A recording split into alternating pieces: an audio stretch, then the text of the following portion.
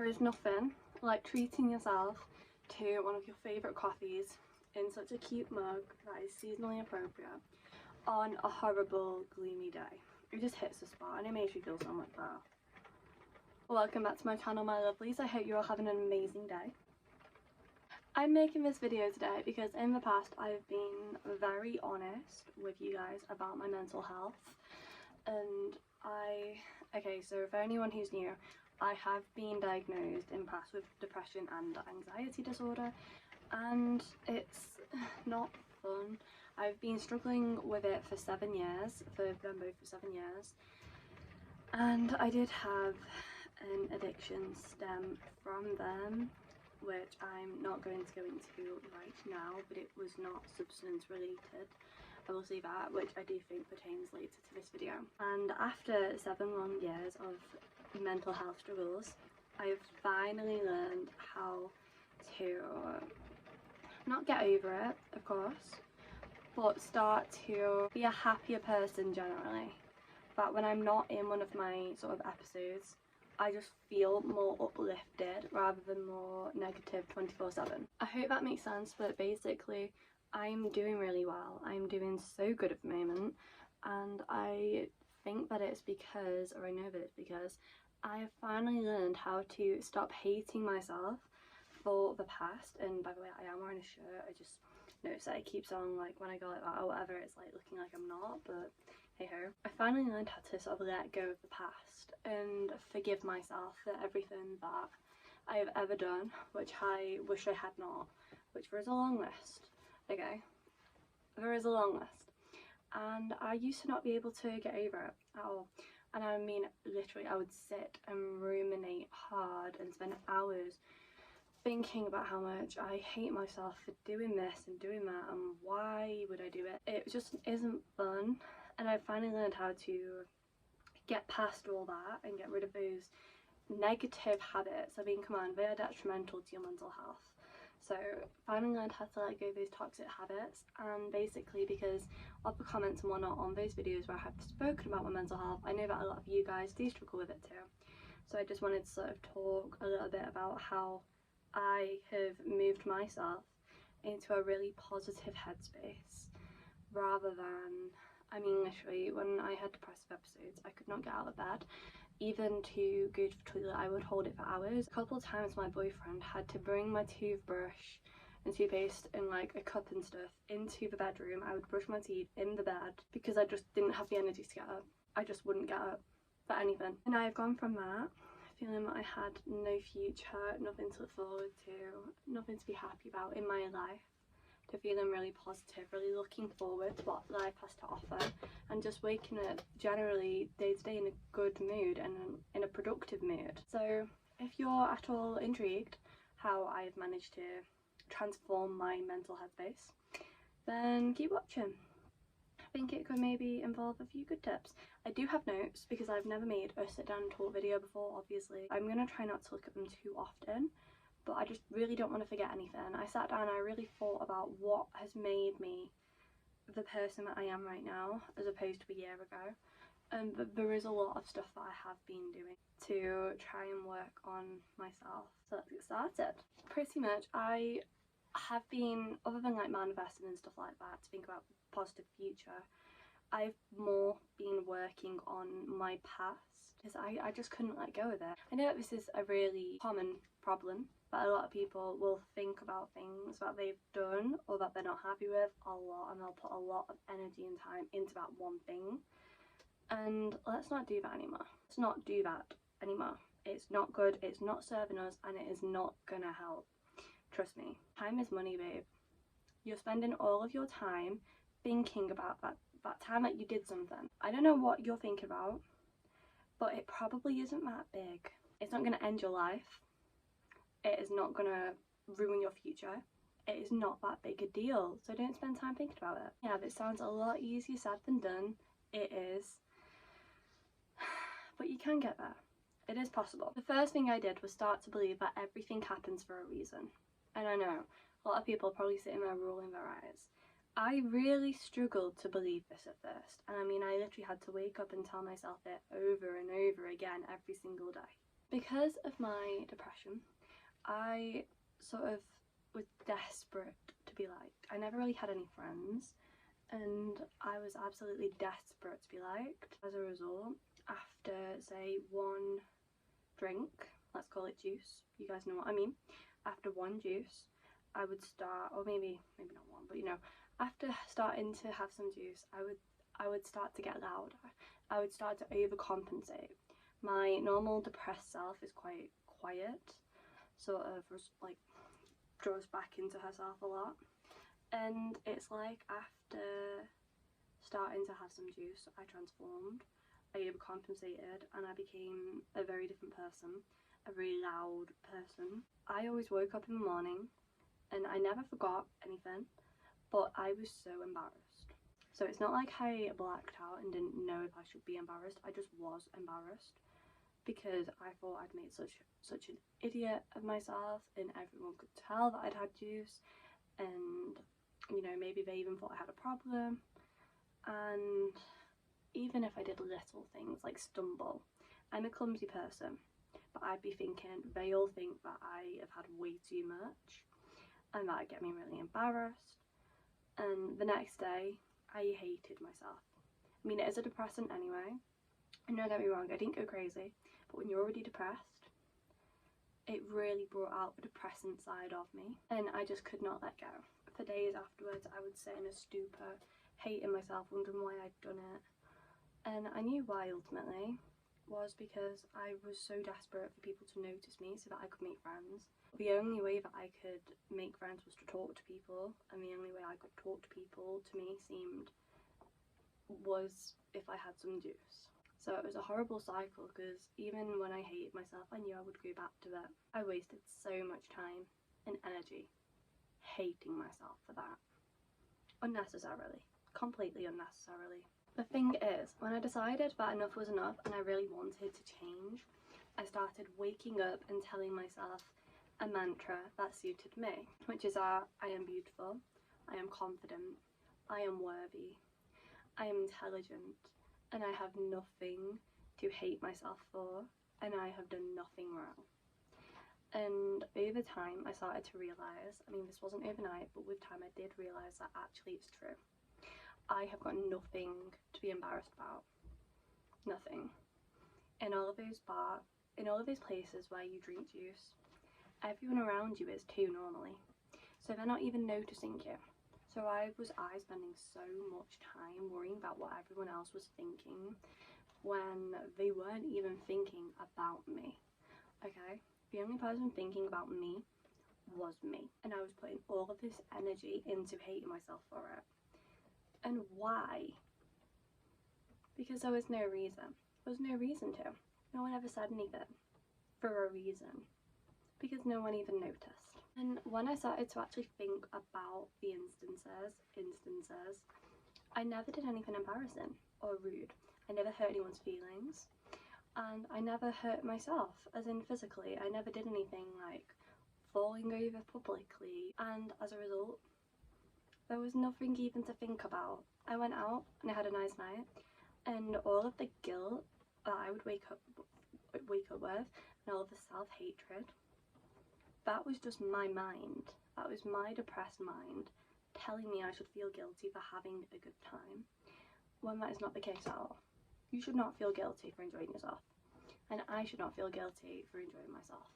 And eventually with time I did start to realise that, and now I can go out and enjoy a juice without needing to feel like I need more so I can talk to people, or without feeling like I can need to be louder. I don't. I am myself, and that is enough.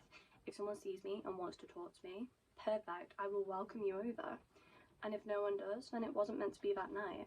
And if no one sees me for me and wants to talk to me, then me lowering myself down by using a substance is not the way to go. It's not the way to gain friends. So why did I ever put hate on myself for not being loud enough? It's not me. And if I made friends that way, then we weren't true friends, and we were never going to last. And eventually, after I started to realise that, a lot of the hatred I've been carrying upped and left. It was like a stone off my shoulder, honestly, or a weight off your shoulders, whatever it is. I felt so much better. And then I started to tackle some more inner work, like things that I have been holding on to for a long time since childhood. Things that, for example, tripping over on my first day of high school up the stairs when it was full. A lot of people saw and laughed, and I was humiliated, okay? And I still think about that now. How old was I? 11, I'm 21, 10 years ago, and I still sometimes think about that. Let me tell you something that I realised no one else does. No one that saw it thinks about that because they don't remember it. They forgot. That's what happens when people see things that embarrass you. Let me tell you, everyone is so focused on themselves, okay? They might see you and it might dawn on their minds, okay? You might be on their minds for 30 seconds before they return to thinking about themselves and their own lives. You are not important enough, and your little fall or whatever it is not important enough to occupy their mental space. This is mainly with strangers, and I will continue in a minute, but if you do something embarrassing in the street or in the shop or in a school, no one cares because everyone's done it. And say that you do fall over in the middle of the street today, tomorrow, or whenever it is, and people laugh, and or maybe they don't even laugh, maybe they just say, and your mind starts to whir because you're embarrassed and you're thinking, oh my gosh, how many people saw that? And you replay it, and you replay it, and you replay it over and over again in your mind. You relive it until, and this is what the mind does, it flows it up. Like when you tell a story to a friend, and when you tell it again and again and again and again, it always gets bigger, you always add to it, because that's what the mind does. It gets bored with the same story, the same narrative, and it adds to it. That's what happens to this little moment until all of a sudden the street was full. There wasn't just two people dotted about who may or may not have seen you fall. The street was full. They're all looking at you, they're all laughing, they've got their phones out. Honey, this is what your mind will tell you, and that is not the truth. You sometimes cannot trust your mind. Instead, you need to get up, look around if it makes you feel any better, because maybe you'll see that there's no one there. Maybe you'll see that there is a couple of people, but they won't remember it tomorrow. Simple as that. They won't. Because when was the last time you saw someone fall over? And everyone has, so you have. Can you even remember? Probably not, because we forget. That's what we do when we see other people who are not important to our direct lives. We forget them. That's what other people do with you, and that's what you need to start doing with yourself. Because if everyone else can see you fall over, laugh about it for a second and move on, that's what you need to be able to do too, honey. Laugh at your clumsiness perhaps. Start to admire it as an enduring part of your personality. Then move the hell on. There's no point blaming yourself or going over and over again. Don't do that to yourself. It's not good, it's not healthy, and it is not making you happy, okay? It is not serving you. So don't go there. Whenever your mind starts to, calmly repeat to yourself whatever mantra, and you need to customize it to suit you. Whatever mantra you think you need to hear in that moment, say it. And don't just think it, say it out loud as you would to a child. That is what I started to do. All of these negative, self-hating things that I think about myself, I started to ask myself, would I say this to someone else? Would I say this to a child? Or would I say this to another adult but to their face? Would I say this to anyone else? The answer is always no. We are always our own worst critics. If you would not say this, whatever you're thinking about yourself, to anyone else, because you wouldn't want to upset them, why are you willing to hurt yourself? Why are you willing to upset yourself? You shouldn't be. Start to put yourself first, and then you'll see that all of a sudden it's like magic. You stop giving a fuck. If you fall over in the street, you get up, you dust yourself off. Simple as that. Obviously, there are certain things that are more intense than falling over. So let's use another example. Let's say that you had a relationship and you were unable to open up with this person, and as a result, you pushed them away and the relationship ended. You liked this person, and in your mind, this relationship is only over because of you. and it's because you couldn't commit, you couldn't open up, it is your fault. Well, for a start, let's just point out to ourselves that we don't know what the future would have held. Perhaps it would have broken up anyway. So let's not spend time thinking about what ifs when you have no definitives. You have no proof, you have no evidence, drop it. Simple as that, honey. If you don't know for a fact, don't torment yourself by thinking of the maybes. And this is why we need to heal ourselves. What I'm about to tell you, I think makes a lot of sense, and hopefully you will too. But if you enter a new relationship after this has happened, and you are still carrying all of this self-hatred and guilt and shame and blame that you push this other person away for not being able to open up or commit, that is on your subconscious. That is sitting in your mind on your subconscious. And honey, we attract what we put out. It's law of attraction. It's a thing. Whatever you put out, you bring in. So for a start, if you're cagey and you're unwilling to open up, you might even be attracting the kind of guys who are the same, and that relationship is never going to work. Because why would someone who is very open and looking for something serious go towards someone who seems to not be, who seems unwilling?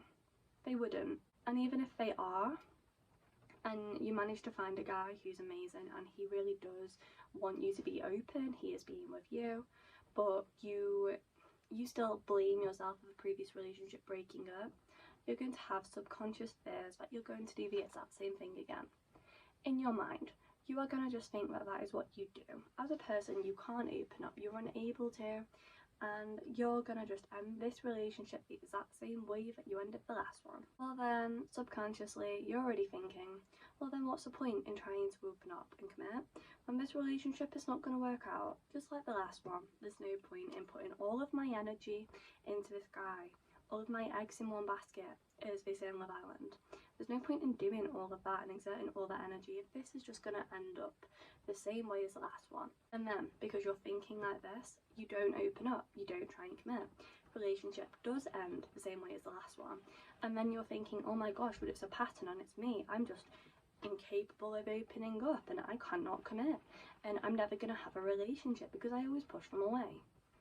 No, it's because you hold this negative opinion of yourself, this negativity in your head, that this has happened again. You need to work on that and address that until eventually you see yourself as someone who is open and is committed, someone who is ready to commit, willing to commit, who is ready to be open, someone who is ready to love and be loved.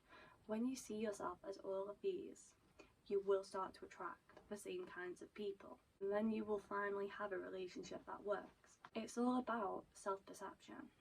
You need to heal your self-perception, because otherwise you're just going to keep on repeating yourself forever. You're going to be stuck in this little pattern and you're just going to hate yourself more and more every time it happens because you keep blaming yourself because it's your fault, but it's not.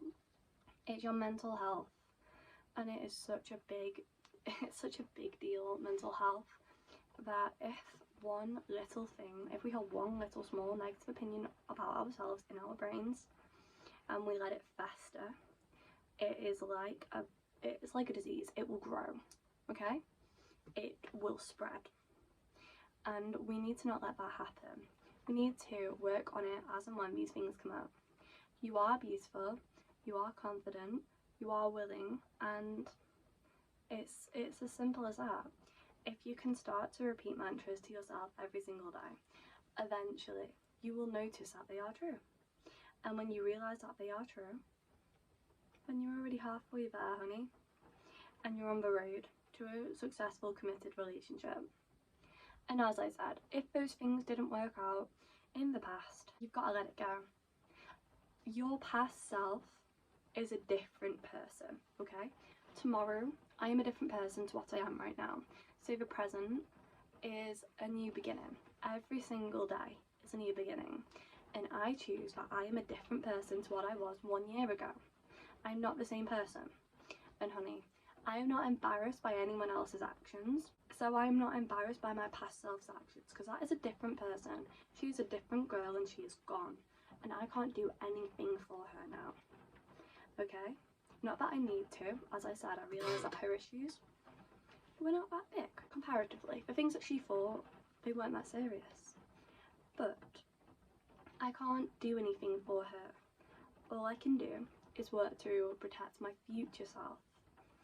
And that's what I do every single day. I work on myself, and I wake up in the morning and I repeat mantras, and I look at myself and in the mirror and tell myself aloud, I am beautiful. And you know, I've never had so much confidence since I've started doing this. And I have been doing it for about a year.